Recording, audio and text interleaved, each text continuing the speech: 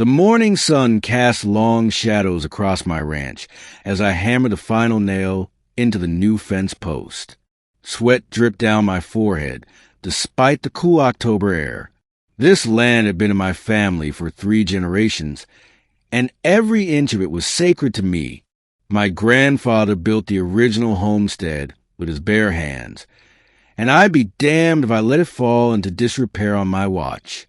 I heard the cars before I saw them. 3 expensive SUVs kicking up dust on the dirt road leading to my property. My stomach tightened. I knew exactly who this was. The vehicles came to an abrupt stop just outside my fence line, and out stepped Patricia Whitmore, the self-appointed queen of the new Meadowbrook Hills HOA. She wore a pink power suit that looked absurdly out of place against the rural backdrop, her blonde hair sprayed into submission despite the breeze. Behind her emerged what I could only describe as her entourage. 2 other HOA board members and a man I assumed was her son, dressed in designer jeans and a polo shirt that probably cost more than my monthly feed bill. "Excuse me."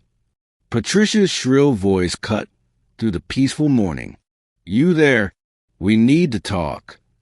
I set down my hammer and wiped my hands on my jeans, taking my time walking over the fence.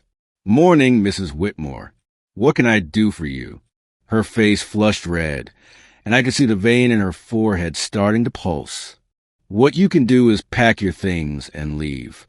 This property is needed for community development, and your stubborn refusal to cooperate is becoming a real problem." I leaned against the fence post I just installed, crossing my arms. "Is that so?" "Last I checked, this is private property.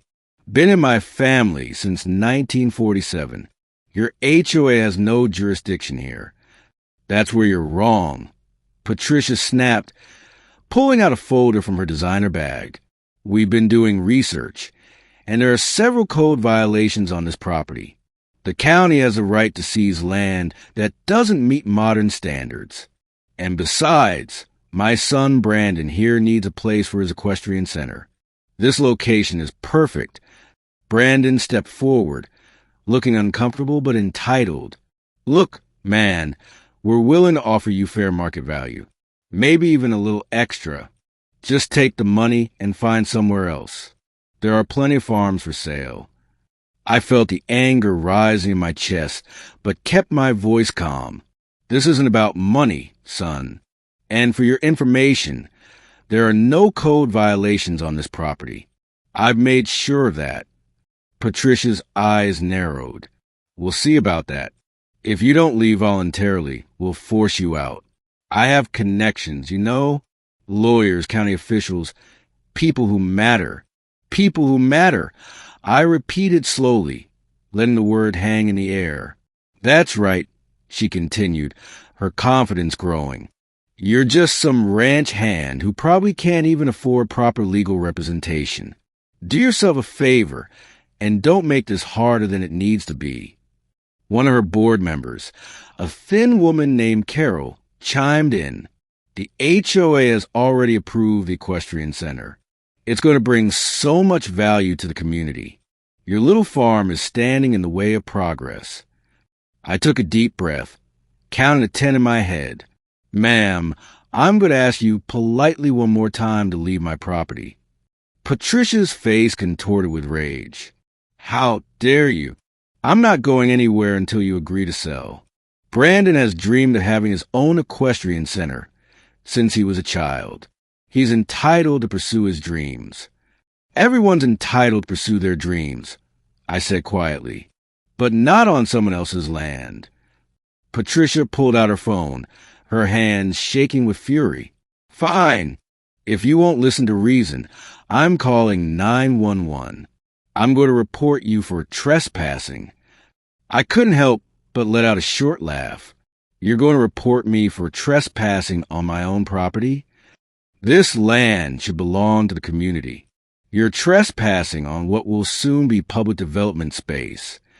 She was practically screaming now, her face the same shade of pink as her suit. She jabbed at her phone screen and put it on speaker. The calm voice of Jenny Martinez. one of our veteran dispatchers, came through clearly. 911, what's your emergency? Yes, hello. This is Patricia Whitmore, president of the Meadowbrook Hills HOA. I'm at 4755, Old Ranch Road, and there's a squatter on this property who refuses to leave. We need him removed immediately.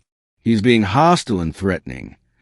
I hadn't moved an inch, still leaning casually against my fence post. Jenny's voice remained professional, though I detected a slight change in tone. Ma'am, can you describe this person? He's about 6 feet tall, dark hair with some gray, probably in his 40s, wearing dirty work clothes and... Ma'am, Jenny interrupted, is he wearing a flannel shirt? Red and black plaid. Patricia looked at me, confused. Yes, but what does that? Mrs. Whitmore, I'm going to need you to calm down and listen carefully. The property owner at 4755, Old Ranch Road, is Sheriff James Cooper. You're currently harassing the county sheriff on his own property.